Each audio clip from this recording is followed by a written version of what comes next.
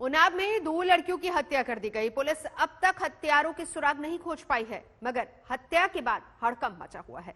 Police को सूझ नहीं रहा है कि क्या करे। महिला आयोग पूरे मामले में सक्रिय है। एससी कमीशन ने यूपी के डीजीपी और चीफ सेक्रेटरी को जवाब तलब किया है और मृतक बच्चियों का गांव छावनी में तब्दील कर दिया गया है।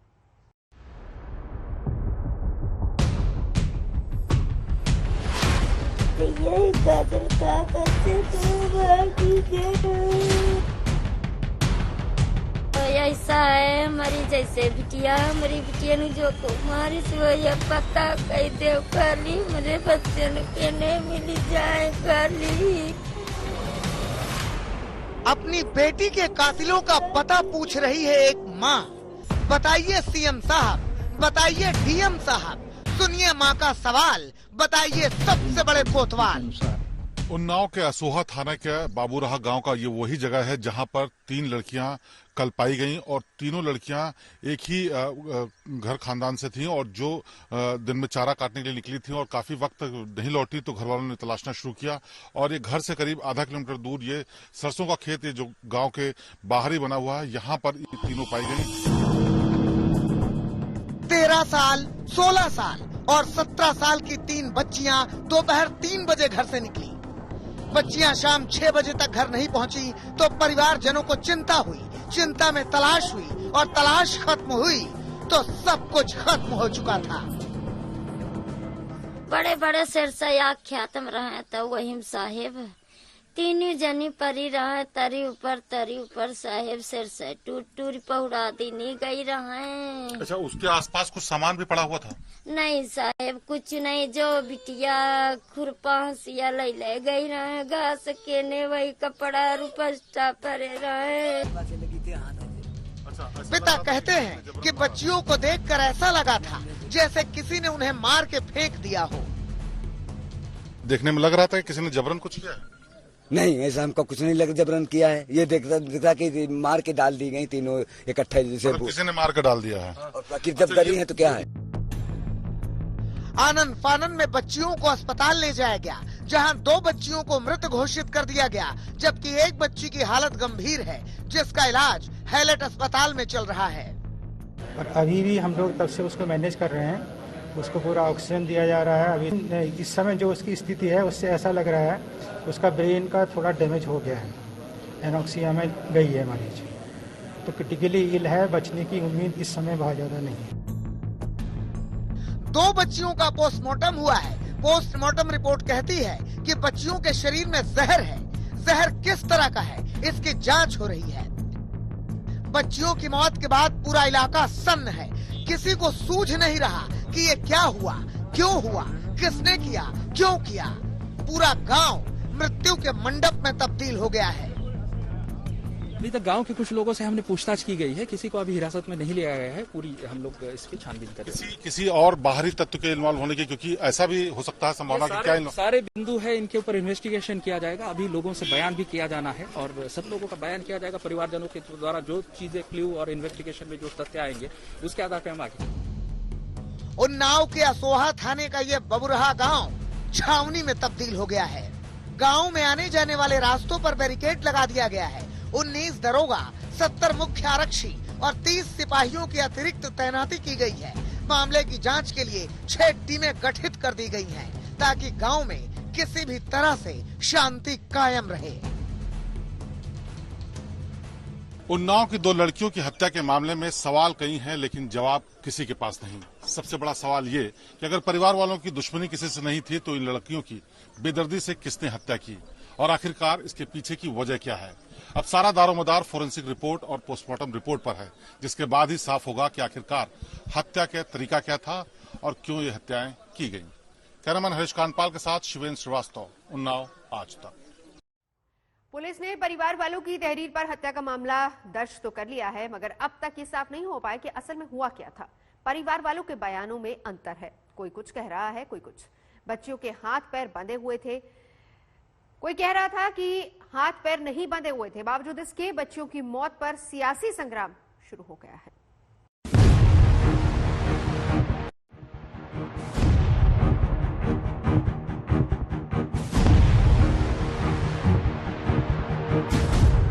हमको कोई शंका नहीं हम किसी के कहीं दे साहब। लड़की जब बयान देगी तभी मालूम पड़ेगा। ऐसा एक गिट्टी पाछे लगी थी हाथ ऐसे। उन्नाव में 2 बच्चियों की मौत कैसे हुई कोई नहीं जानता, लेकिन बच्चियों के पिता कह रहे हैं कि हाथ दुपट्टे से बंधे हुए थे और दुपट्टा गले में कसा हुआ था। हाथ गर्दन नहीं, ऐसे गर्दन बताया, हाथ ऐसे रहा है, ऐसे एक गिट्टी पाछे लगी थी हाथ ऐसे लगे। अच्छा, ऐसा लग रहा था कि किसी ने जबरन मारा है। हाँ, बस इतना हमने और क्या। मृतक बच्चियों की मां कह रही है कि हाथ नहीं बंधे थे, दुपट्टा गले में कस के बंधा हुआ था। हाथ वाथ गला वाला कुछ बंधा हुआ था? नहीं साहब, वही रुपट्टा लपेटे रहे, वही कसी के रहे, बिटिया ने के रुपट्टा गर्दन में कसे हुए थे। हाँ, रुपट्टा कसे रहे। जो बच्ची बच गई है उसके पिता और मृतक बच्चियों के चाचा कह रहे हैं कि बच्चियों के हाथ पैर बंधे हुए थे। फोन आया था कि मतलब खेत गई थी वो 3 बजे लमसम, तो वही 6 साढ़े 6 बजे सूचना मिली कि लोग के हाथ पैर बंधे हुए थे। बच्चियों के परिवार के ये 3 लोग अलग अलग बातें बता रहे हैं, लेकिन बच्ची की मां कह रही है कि हमें कोई परेशान नहीं कर रहा था। लेकिन सवाल तो यही है कि बच्चियों की मौत कैसे हुई। बच्ची के पिता कह रहे हैं कि वो पुलिस की जांच से संतुष्ट हैं। हमका जांच पुलिसों कर रही है, आप लोग जो करो, हमारी पुलिस मेरे साथ काम कर रही है, लगी मेरे साथ। लेकिन बच्चियों की भाभी कह रही है कि पूरे मामले की सीबीआई जांच होनी चाहिए। बस हम सर आप सब लोग से बस यही कह रहे हैं कि सीबीआई जांच कराई जाए। हमारी जो बेटी लोग हैं इनकी सीबीआई जांच कराई जाए। हमें बस जो है सर न्याय चाहिए बस। 2 बच्चियों की मौत पर अलग अलग तरह के सवाल हो रहे हैं। परिवार वालों के अलग अलग तरह के बयान हैं। ये भी नहीं मालूम कि बच्चियों की मौत जहर से तो हुई, लेकिन कैसे? बच्चियों को क्या किसी ने जहर दिया? क्या बच्चियों को गला घोंटकर मारा गया? बच्चियों को किसने मारा? अंतिम सवाल के जवाब पर परिवार कहता है कि उनकी किसी से कोई दुश्मनी नहीं थी।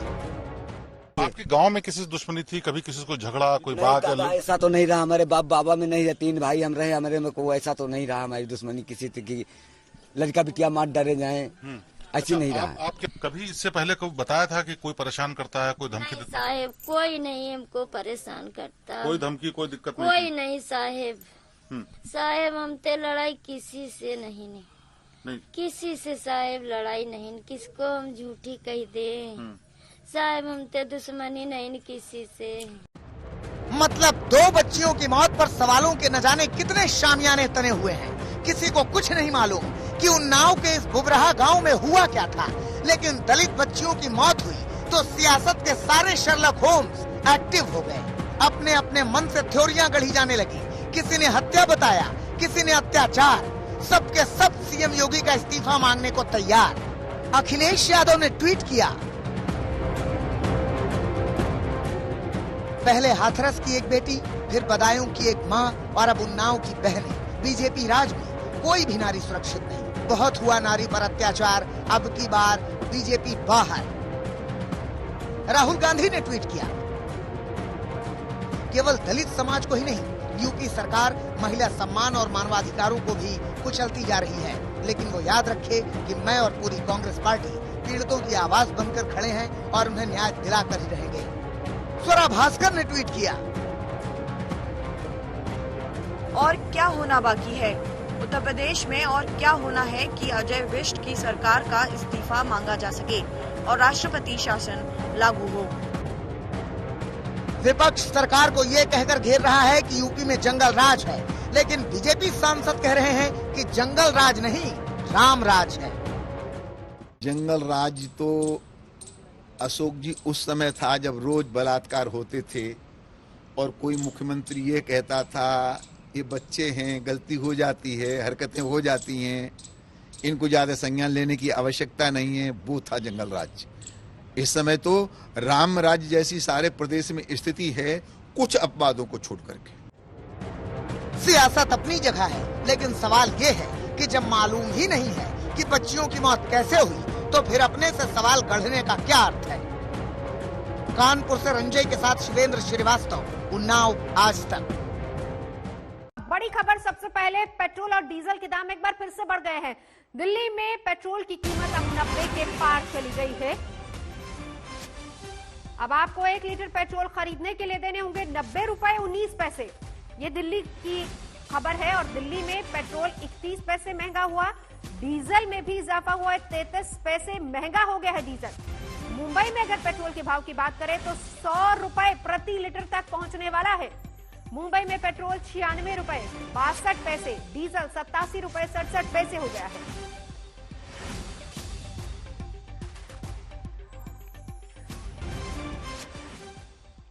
पेट्रोल और डीजल महंगे हो गए तो उधर तेल पर महाराष्ट्र में सियासी तकरार लगातार चालू है। महाराष्ट्र कांग्रेस अध्यक्ष नाना पटोले ने अमिताभ बच्चन और अक्षय कुमार पर हमला बोला।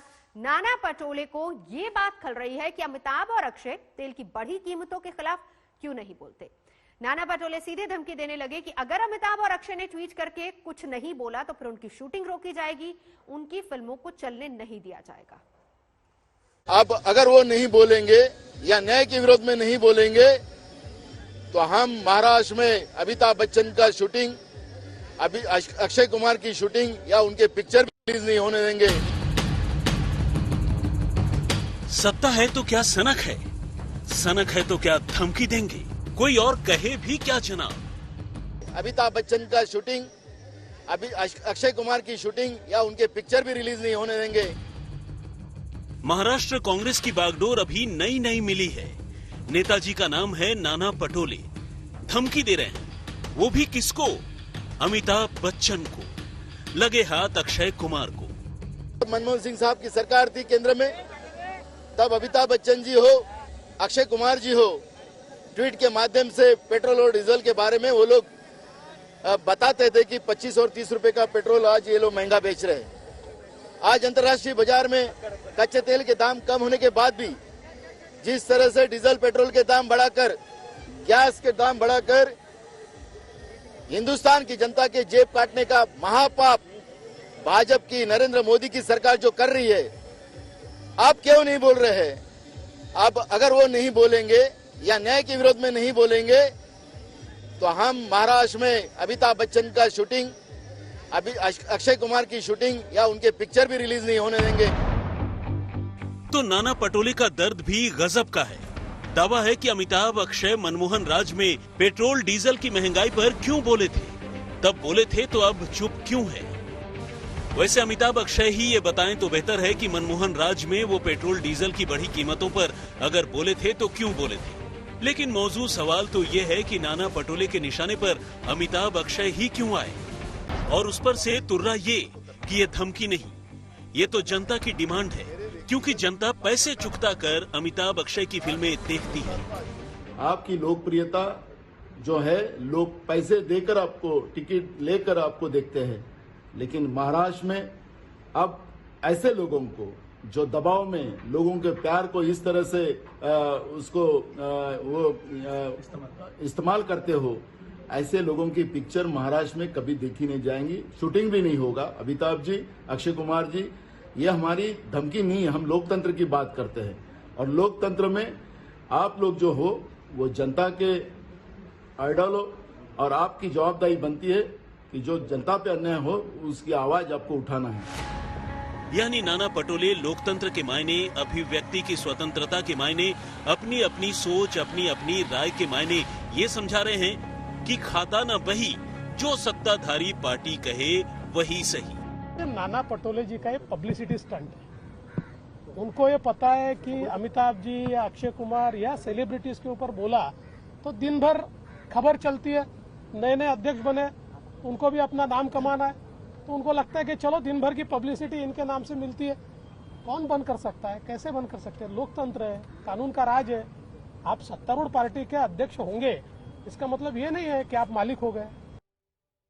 नाना पटोले तो अमिताभ अक्षय से हिसाब किताब बराबर करने की बात करते हैं, लेकिन महाराष्ट्र सरकार में कांग्रेस की सहयोगी पार्टी एनसीपी के नेता और मंत्री जितेंद्र तो कम से कम अक्षय की राय को गिनते ही नहीं, क्योंकि उनके मुताबिक अक्षय कनाडा के नागरिक हैं। अक्षय कुमार कौन सा अपना है जो इस देश में रहता है, पैसा कमाता है। आज इंडस्ट्री में सबसे ज्यादा पैसा अगर किसी को मिलता है तो अक्षय कुमार को मिलता है। और वो कहाँ का रहीवासी है? अरे वो वोटिंग नहीं करता है। जो वोटिंग नहीं करता है उसको क्या अधिकार है बात करने का? महाराष्ट्र कांग्रेस अध्यक्ष नाना पटोले ने राजनीति की नई तान छेड़ी है, लेकिन सहयोगी शिवसेना के मंत्री एकनाथ शिंदे तक उनकी बात जैसे पहुंची ही नहीं। सर, आज नाना पटोले ने बोला है कि अमिताभ बच्चन अक्षय कुमार की फिल्में रिलीज नहीं कर दी है। शिवसेना का क्या मत है इस पर? मुझे अभी पता नहीं है, मैं जानकारी लेता हूँ। महाराष्ट्र में कांग्रेस और शिवसेना के गठबंधन की सरकार है। इतिहास के पन्ने पलटकर देखा जाए तो फिल्मी सितारों को धमकी देना हो, फिल्मों की शूटिंग रोकना हो, इन सब बातों के लिए शिवसेना जानी जाती है। लेकिन अब धमकी आई है कांग्रेस की तरफ से और सख्ते में शिवसेना है, और शायद इसीलिए सरकार के मुखिया शिवसेना अध्यक्ष उद्धव ठाकरे हो या उनके पार्टी के आला नेता इस बारे में बयान देने से बचते हुए नजर आ रहे हैं। जिस नाना पटोले ने मनमोहन राज का नाम लेकर अमिताभ अक्षय पर निशाना साधा है, खुद उनका एक इतिहास भी जान लीजिए। 2014 में पटोले बीजेपी से सांसद चुने गए थे। 2017 में बीजेपी छोड़कर कांग्रेस में आए, यानी 2014 में मनमोहन की नीतियों के खिलाफ तो रहे ही होंगे। लेकिन राजनीति है साहब, जो खुद के मुनासिब हो उसे उछाल देंगे, भले अमिताभ जैसे कलाकार को बीच में ही क्यों न लाना पड़े। भंडारा से वेंकटेश के साथ कमलेश सुतार, मुंबई, आज तक। महाराष्ट्र में सरकार में शामिल कांग्रेस तेल को लेकर कलाकारों को धमकी दे रही है, लेकिन राज्य में खतरनाक तेवर के साथ लौटे कोरोना से निपटने का उनका प्लान क्या है? मुंबई में पिछले 24 घंटे में कोरोना के 736 नए मामले सामने आए। हालात को पटरी से उतरता देख बीएमसी ने नई गाइडलाइंस जारी कर दी हैं। विदर्भ के यवतमाल में 28 फरवरी और अमरावती में 1 दिन के लिए लॉकडाउन लगाया गया है। कहीं पहले की तरह कोरोना महामारी का शिकार ना हो जाए, ये खतरा मंडराने लगा है। पिछले 24 घंटे में मुंबई में कोरोना के 736 नए मामले आए हैं। लॉकडाउन जैसा बड़ा कदम उठाने की नौबत आने से पहले बीएमसी ने कुछ कड़ी गाइडलाइंस जारी की हैं, जिससे हालात काबू में आ सके। अब मुंबई में 5 से ज्यादा केस वाली बिल्डिंग को सील किया जाएगा। जो लोग होम क्वारंटीन का नियम तोड़ेंगे उन पर केस होगा। होम क्वारंटीन किए गए व्यक्ति के हाथ पर स्टैंप लगेगी। शादी या सार्वजनिक उत्सव में 50 से ज्यादा लोगों के इकट्ठे होने पर भी केस होगा। लोकल में बिना मास्क के चलने वालों पर निगरानी करने के लिए 300 मार्शल नियुक्त किए जाएंगे। नियम तोड़ने वाले मैरिज हॉल, रेस्टोरेंट और क्लब आदि पर रेड पड़ेगी। ब्राजील देश से आने वाले यात्रियों को इंस्टीट्यूशनल क्वारंटीन किया जाएगा और जिन इलाकों से ज्यादा केस आ रहे हैं वहां टेस्ट की संख्या बढ़ाई जाएगी। मुंबई में फिलहाल तिलक नगर और चेंबूर से कोरोना के सबसे ज्यादा मामले आ रहे हैं। बीएमसी कुछ इलाकों में स्थानीय स्तर पर कोरोना को देखते हुए नियम कड़े कर चुकी है। मुंबई में 18 फरवरी को 736 केस आए और 4 मौतें हुई। 17 फरवरी को 721 केस आए थे और 3 मौतें हुई थी। 16 फरवरी को 461 केस आए थे और 3 मौतें हुई थी।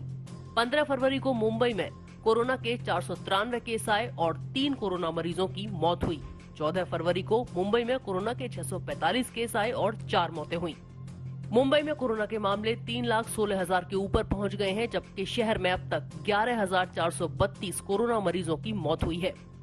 महाराष्ट्र के यवतमाल और अमरावती में कोरोना के नए मामलों को देखते हुए लॉकडाउन का ऐलान कर दिया गया है। मुख्यमंत्री उद्धव ठाकरे ने इस बारे में उप मुख्यमंत्री अजित पवार से चर्चा की। यवतमाल में 8 फरवरी के बाद से कोरोना के मामले तेजी से बढ़े हैं। यवतमाल में 28 फरवरी तक लॉकडाऊन रहेगा। आपण आज जिल्ह्यामध्ये लॉकडाऊनचा आदेश सुद्धा देतोय आणि त्यामध्ये खाली आपले जे तहसील स्तरावरचे जे इन्सिडेंट कमांडर्स आहेत त्यांच्या आपण लेखीपूर्व त्यांच्या फील्ड स्टेटस काय आहे त्यांच्या आपण लेखीपूर्वक आपण त्यांना विचारलेलं आहे। त्यांच्या रिकमेंडेशन्स नंतर आपण पूर्ण जिल्ह्यासाठी आणि या 3 नगर परिषद एरियाज जे आहे टाउन्स जे आहे त्यांच्यासाठी सेपरेटली असं आपण लॉकडाऊन आणि त्यांचे इम्प्लिमेंटेशनचे आदेश आपण आज देणार। पिछले एक हफ्ते में अमरावती में कोरोना के करीब 3,000 नए मामले सामने आए हैं। कोरोना फैलने से रोकने के लिए प्रशासन यहां सख्त कदम उठा रहा है। अमरावती में शादी में 50 से ज्यादा लोगों के जुटने पर दोनों पक्ष समेत होटल मालिक पर भी केस होगा। यहां फिलहाल 1 दिन के लॉकडाउन का ऐलान किया गया है। अमरावती में मंगलवार को 82 केस आए थे, जो बुधवार को बढ़कर 230 हो गए। अकोला में भी कोरोना के मामले बढ़ रहे हैं। यहाँ स्थानीय प्रशासन ने फैसला किया है कि स्कूलों में 5वीं से 9वीं क्लास तक के छात्रों को नहीं बुलाया जाएगा। जिन भी मॉल, होटल, रेस्टोरेंट में मास्क और सोशल डिस्टेंसिंग के नियम का पालन नहीं होगा, उन पर सख्त एक्शन लिया जाएगा। अकोला में अब तक कोरोना से 372 लोगों की मौत हो चुकी है। यहाँ फिलहाल 900 से ऊपर एक्टिव केस हैं। इसके अलावा अकोला में शादी विवाह को रात 10 बजे तक खत्म करना होगा। धार्मिक उत्सवों, ग्रुप इवेंट्स, मीटिंग आदि में 50 से ज्यादा लोगों के शामिल होने पर रोक है। मोर्चे और रैलियों पर भी प्रतिबंध लगा दिया गया है। महाराष्ट्र में गुरुवार को कोरोना के 5427 नए मामले आए हैं, जो इस साल का सबसे बड़ा आंकड़ा है। महाराष्ट्र में बीते 24 घंटों में कोरोना से 38 लोगों की मौत हुई है। राज्य में कोरोना से कुल 51,631 मौतें हुई हैं। फिलहाल एक्टिव केसों की संख्या 40,000 से ऊपर है। मुंबई से पंकज उपाध्याय और कमलेश सुतार के साथ आज तक ब्यूरो।